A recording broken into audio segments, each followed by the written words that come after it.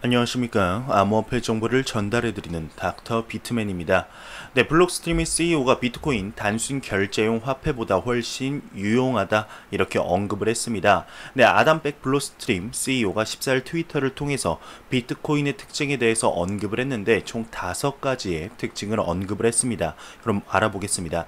네, 첫 번째로는 사이버펑크, 즉 암호화 기술을 사용해 기존 중앙화 권력에 저항하는 사람들은 항상 새로운 금의 가치 저장 기능보다 검열에 저항할 수 있는 글로벌 결제 수단에 더 관심이 많다고 언급을 했는데요. 네, 두 번째로는 이 새로운 금, 즉 비트코인이 지정학적 불확실성과 인플레이션을 해지한다고 언급을 했습니다.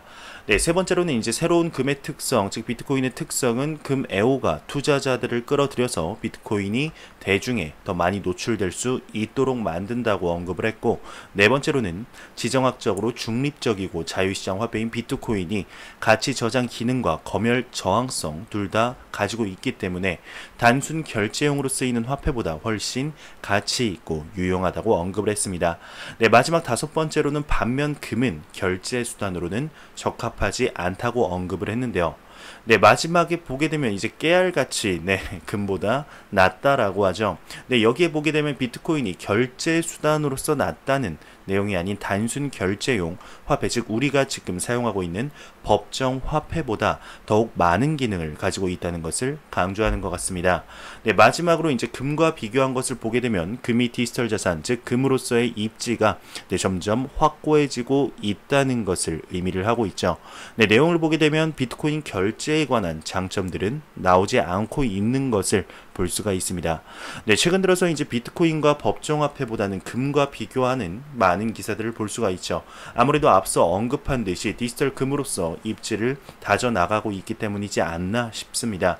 네, 결제 수단으로서 비트코인보다 훨씬 좋은 기능 그리고 성능을 가진 코인들이 많기 때문인데, 네, 암호화폐 얼굴 마담으로서 역할을 계속해서 확고히 해 나가게 되지 않을까 생각이 들게 됩니다.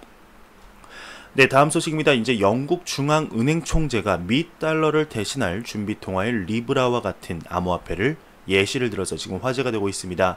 영국의 중앙은행인 잉글랜드 중앙은행장이자 FSB 즉 전세계 금융규제위원회 의장인 마크 커니 같은 경우는 미국 달러를 페이스북의 리브라와 비슷한 암호화폐로 대체하자는 제안을 제시했다고 하는데요.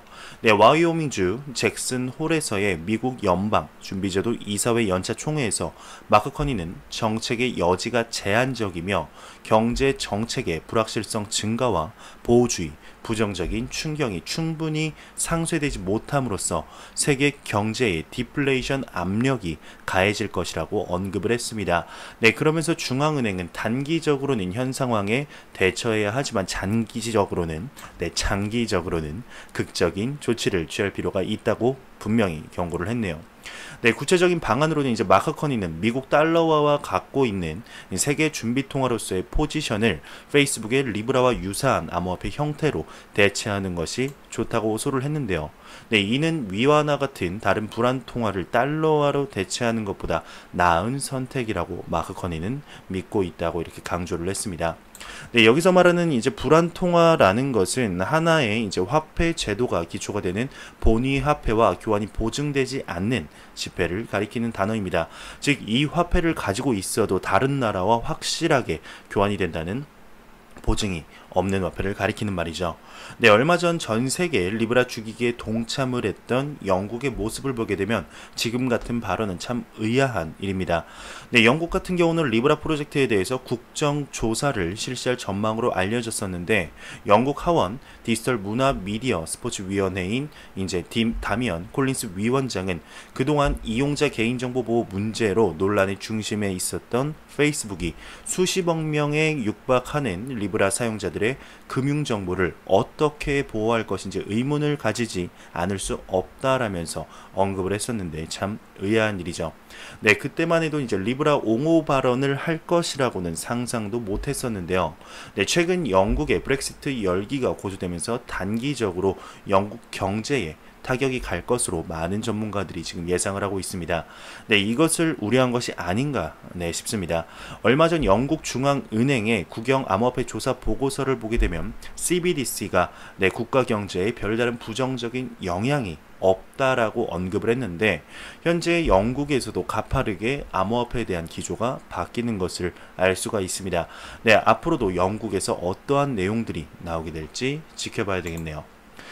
네, 삼성 갤럭시 노트 10이 공식 출시가 됐습니다. 그런데 블록체인 월렛, 즉 암호화폐 지갑은 미공개라고 합니다. 네, 어떤 내용일까요? 네, 갤럭시 노트 10이 이제 출시가 되었죠. 지난 2월 출시되었던 갤럭시 S10에 이어서 이번에도 신제품에 이제 삼성 블록체인 키스토어와 블록체인 월렛이 탑재된다고 합니다.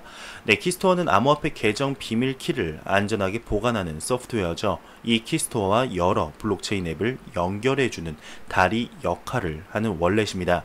네, 하지만 갤럭시 노트 10을 손안에 넣었어도 아직 삼성 블록체인 월렛을 이용할 수는 없다고 하는데요. 네, 키스토어를 통해서 신규 계정을 생성하거나 기존의 지갑 계정을 불러들이는 것은 가능한데 이를 앱과 연동할 월렛 앱은 갤럭시 앱스토어에서 검색할 수가 없다고 합니다. 다운로드 링크에 접속하게 되면 현재 휴대전화에서 이용할 수 없는 컨텐츠라는 알림을 받게 된다고 하네요. 네, 이제 결론부터 말하면은 월렛 앱은 보안 업데이트를 한 차례 더 거친 후에 이용이 가능하다고 합니다. 네, 이날 이제 이 기자가 삼성 매장 앞에서 갤럭시 컨설턴트는 이제 기술팀에 연락해 이 같은 내용을 확인을 해줬다고 합니다. 네, 월렛은 외부 코인들과 합작하는 앱이기 때문에 보안 버전이 나온 이후에 업데이트 작업에 들어간다고 언급을 했는데 최근 블록체인을 활용하는 이용자들이 늘어서 아마 일주일쯤 뒤에 업데이트가 진행될 것 같다고 하네요. 네, 올 초 갤럭시 S10 출시 당시에도 월렛 앱이 바로 상용화되지는 않았다고 합니다. 네, 그러면서 기자 역시 이제 사전 예약을 통해서 지난 19일 갤럭시 노트 10을 받아들었는데 이 같은 사실은 4일 만에 들을 수 있었다고 합니다. 네, 삼성전자 이제 서비스 센터에서 예약해둔 갤럭시 노트 10을 받는 날 판매 직원은 위와 같은 내용을 전혀 인지를 하지 못하고 있었는데 오히려 이제 블록체인이란 단어에 당황을 했다고 합니다. 네, 블록체인 키스토어의 존재를 아예 모르는 눈치였다고 하는데 다른 직원을 불러서 이제 체험 프로모션을 위해 일하는 것으로 보이는 직원이 그 직원은 이제 갤럭시 스토어에 검색을 하면 된다고 언급을 했습니다. 네, 그러면서 이제 보통 다른 분들도 갤럭시 S10 리뷰를 따라서 1시간 만에 네, 블록체인 키스토어 메뉴에 도달했다는 내용은 이렇게 쉽게 볼 수가 있는데요. 네, 블록체인 키스토어는 이제 설정에 들어가서 생체 인식 및 보안 메뉴를 통해 만들 수가 있었다고 합니다. 기자는 새 블록체인 지갑 만들기 버튼을 눌렀는데 삼성에서는 내 데이터에 접근할 수 없고 지갑 복원 문구는 반드시 본인만 알아야 한다는 설명이 뒤따랐다고 합니다. 그러면서 아주 조금 번거롭다는 점 외에는 일회용 OTP, 휴대폰 인증 이런 거랑 크게 다를 바 없다고 하네요. 네, 그러니까 이게 또 계속 엄청 복잡하다고 합니다. 그러니까 일반인들이 좀 블록체인에 관심을 잊지 않고 암호화폐에 대해서 모르면은 전혀 접근을 할 수가 없는 게 지금 현실이라고 하네요. 네, 그러면서 이제 올 상반기 삼성전자 관계자는 키스토어에 대한 여론의 반응을 두고 삼성전자 내부에서 블록체인이 도대체 뭐냐는 관심이 쏟아졌다고 전한 바 있는데 이후 블록체인 태스크포스 팀은 무선사업부 상품 전략팀 최원철 전무의 관할로 둥지를 옮겼다고 합니다. 네, 지금 이제 보게 되면은 갤럭시 노트 10이 공식 출시가 되었는데 업데이트 후에야 월렛을 이용할 수 있다는 내용이었습니다. 네, 기사를 보다 보면 아직까지 암호화폐 지갑이 갤럭시 S10에 탑재되었다는 것을 모르는 판매 직원도 있고 사용하면서 모르는 분들이 굉장히 많다고 합니다. 실제로 이제 유튜버 본인 지인들 중에서도 갤럭시 S10을 사용하고는 있지만 암호화폐 지갑에 대해서는 난생 처음 들어본다는 표정을 많이 봤습니다. 네, 아무래도 이 암호화폐 지갑에 대한 마케팅의 부재 그리고 암호화폐 인식이 퍼지지 않아서 그렇지 않을까 생각이 들게 되는데 이제 얼마 안 있으면 카카오톡의 클립이라고 불리우는 암호화폐 지갑 기능이 추가될 예정이죠. 하지만 지금과 같은 일이 반복될 가능성도 굉장히 높습니다. 하지만 카카오톡 같은 경우에는 그래도 홍보에 박차를 가하고 있고 큰 그림을 그리고 있는 게 눈에 보이기 때문에 기대를 해봐도 좋지 않을까 생각이 들게 되네요. 네, 호주 암호화폐 기업에 이제 최초로 금융 서비스 라이선스를 발급했다고 합니다. 네, 암호화폐 전문 미디어 코인페이지에 따르게 되면 리빙룸 오브 사토시라는 회사가 즉 줄여서 LROS인데요. 이 회사가 호주 암호화폐 기업 최초로 호주 금융 서비스 라이선스를 취득했다고 합니다. 네, 호주에서 금융 서비스를 제공하는 모든 기업은 AFSL 즉 호주 금융서비스 라이선스를 취득해야 한다고 하는데, 네, 미디어는 호주 정부가 블록체인 스타트업에 긍정적인 태도를 보이고는 있지만 그간 이 기업들의 합법적인 운영에 대해서는 엄격한 규정을 두고 있었다고 합니다. 그러면서 이제 LROS가 이번에 정식 운영 허가를 받게 되면서 네, 암호화폐의 친화적인 호주 당국의 입장을 재확인할 수 있었다고 설명을 하고 있네요.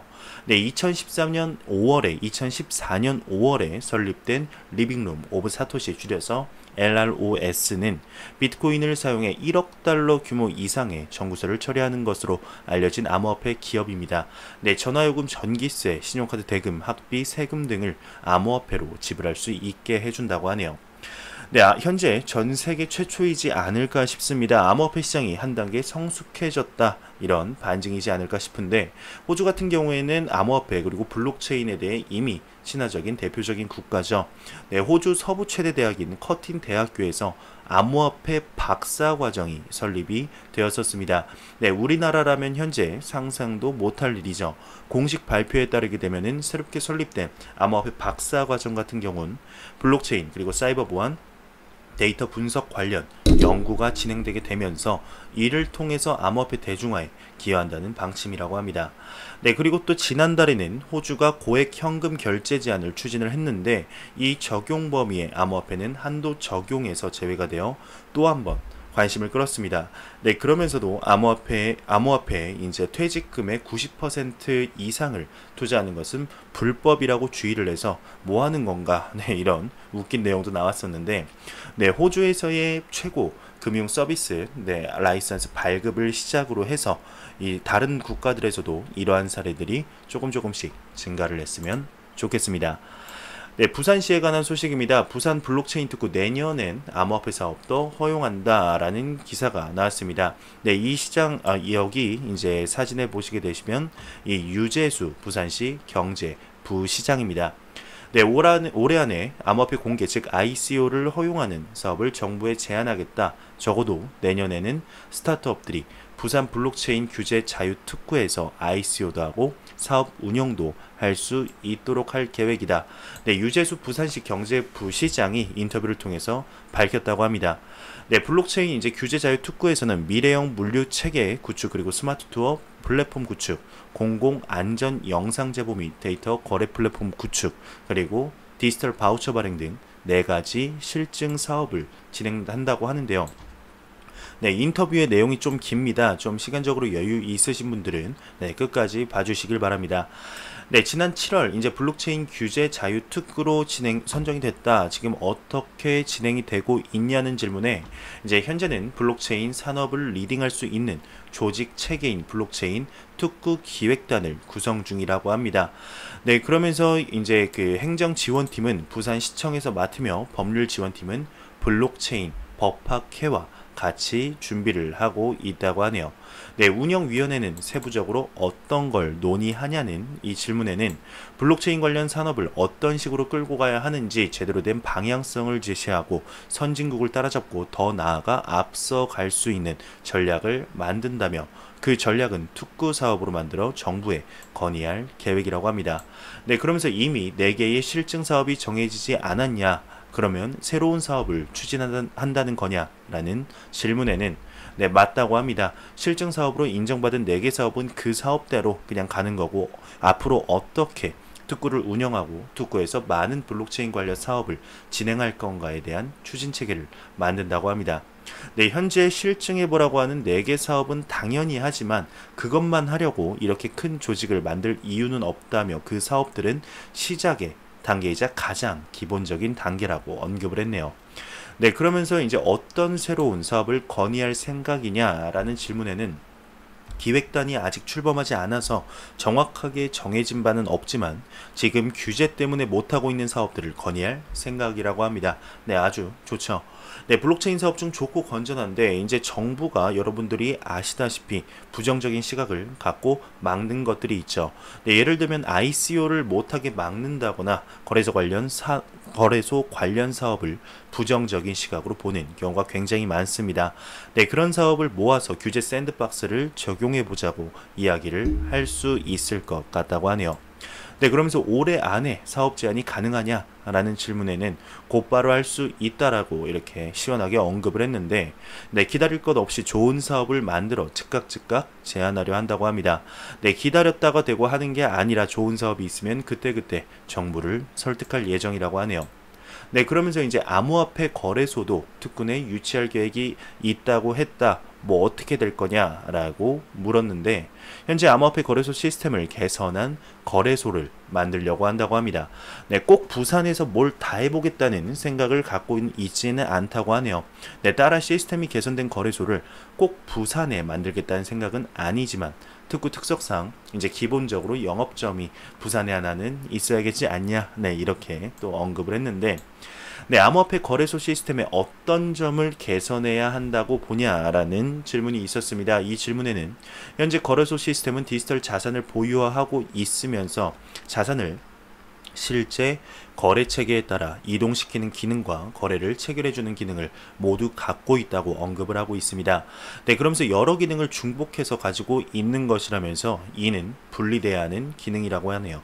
네, 유가 증권 시장을 보게 되면 상장 심사하는 기능과 거래하는 기능이 분리되어 있다고 하는데, 거래소는 거래 체결만 하지만 실물 이동을 또 시키지는 않는다고 합니다. 실물 이동은 이제 예탁 결제원에서 하는데 그래야지만 부정행위를 방지할 수 있다고 하네요. 또 지금의 거래소는 아무나 운영을 할 수가 있죠. 네, 그래서는 안 된다고 언급을 하고 있습니다. 부산에 있는 거래소는 금융기관으로서 이제 고객에 대한 최소한의 의무인 고객 확인 의무, 그리고 의심거래 신고 등을 수행할 수 있는 거래소로 만들려고 한다고 하네요.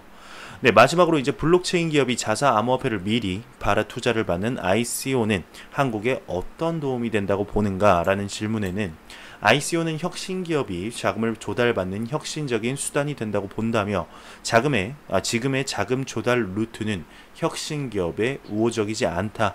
아이디어만 보고 가능성을 열어주는 코인 이코노미를 적용하면 자금을 조달받을 수 있는 또 하나의 굉장히 채널이 열린 거다라면서 전 세계를 통해 투자를 받을 수 있지 않냐. 이게 만병통치약은 아니지만 혁신 기업한테는 자신들의 성격에 맞는 자금 조달 루트가 생긴 거다라면서 ICO에 대해서 굉장히 긍정적으로 언급을 하고 있습니다.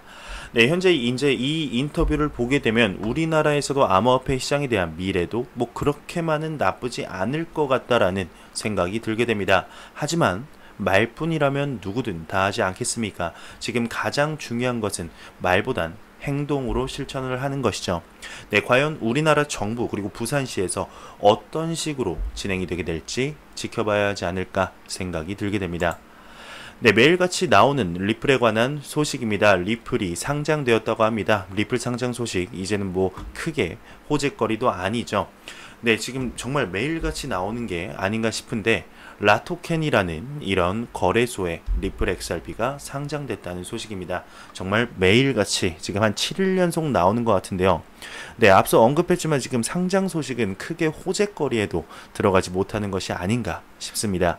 리플 XRP 나오는 호재거리만큼 이제는 좀 상승하는 모습도 보여줄 때가 되지 않았나 생각이 들게 되네요. 네, 비트코인 ETF에 관한 소식인데요. 비트코인 ETF가 시장에 가져오는 5가지 이점이라면서 기사가 나왔습니다. 네, 비트코인 ETF 같은 경우는 2017년부터 계속해서 언급이 되고 있죠. 하지만 우리 같은 경우는 최초의 비트코인 ETF, 네, 언제 이렇게 승인이 될지 아직까지도 계속해서 연기가 되고 있습니다. 참으로 안타까운데요. 네, 금 같은 경우는 금 ETF가 이게 미친 영향이 상당히 굉장했죠. 비트코인이 금의 시가총액의 극히 일부에 불과하다는 점을 감안할 때 사람들은 비트코인 ETF가 가져올 이런 잠재적인 비트코인 ETF를 쉽게 상상을 할 수가 있습니다. 네, 그래서 비트코인 ETF가 가져올 수 있는 것은 뭘까요? 네, 가져올 5가지 혜택들을 여기서 정리를 했습니다.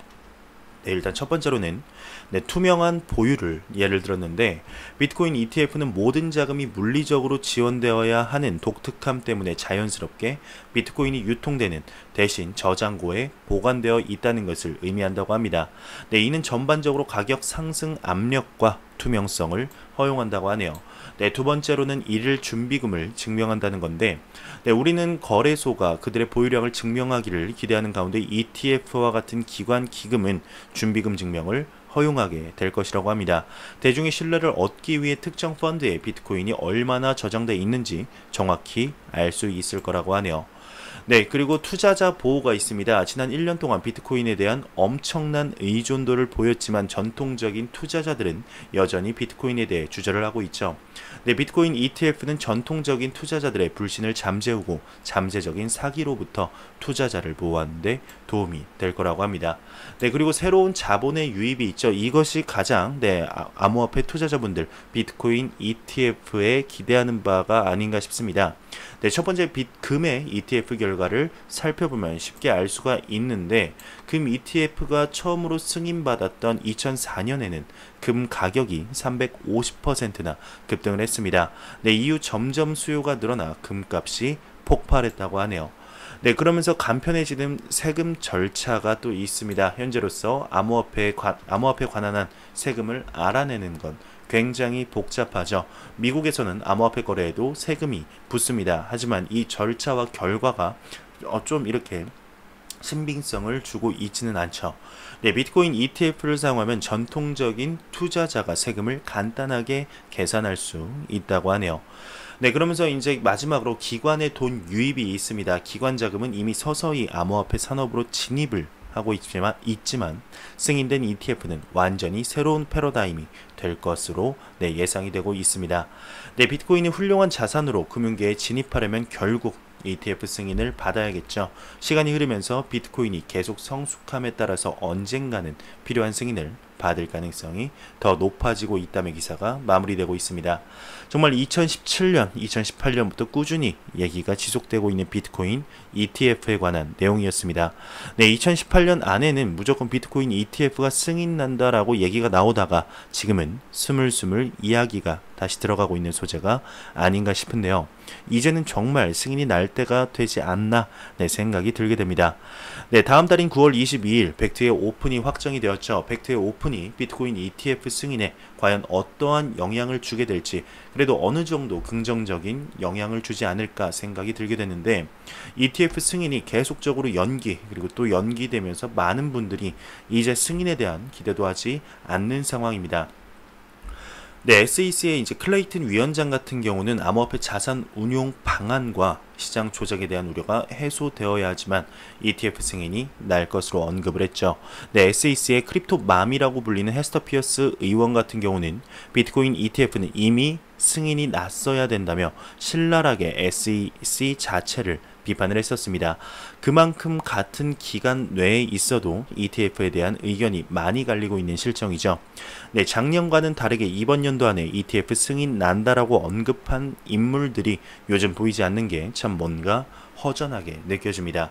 네, 과연 이번 연도 안에 승인이 나게 될지, 아니면 2020년 안에는 과연 ETF 승인이 나게 될지 지켜봐야 하지 않을까 생각이 들게 됩니다. 네, 아르헨티나 미시오네스주에서 이제 쓰레기를 잘 처리하는 시민의 코인으로 보상한다는 굉장히 재밌는 기사가 나왔습니다. 네, 암호화폐 전문 미디어 디크립토 24일 보도에 따르게 되면 아르헨티나 미시오네스주 산업부가 쓰레기를 규정에 맞게 처리하는 시민에게 새로운 암호화폐 젤리코인으로, 이름도 참 재밌네요.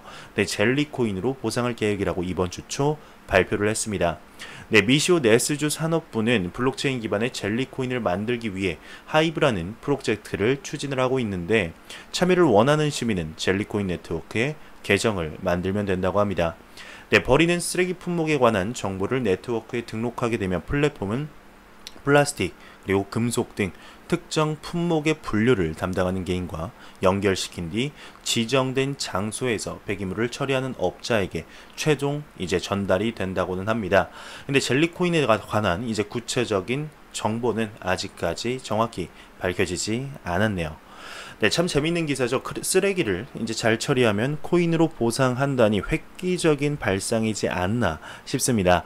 현재 아르헨티나 같은 경우는 암호화폐에 대한 의존도를 높이고 있죠. 얼마 전 아르헨티나의 정권 복귀 소식에 금융시장이 패닉을 하면서 비트코인 아르헨티나 프리미엄이 새롭게 등장을 했습니다.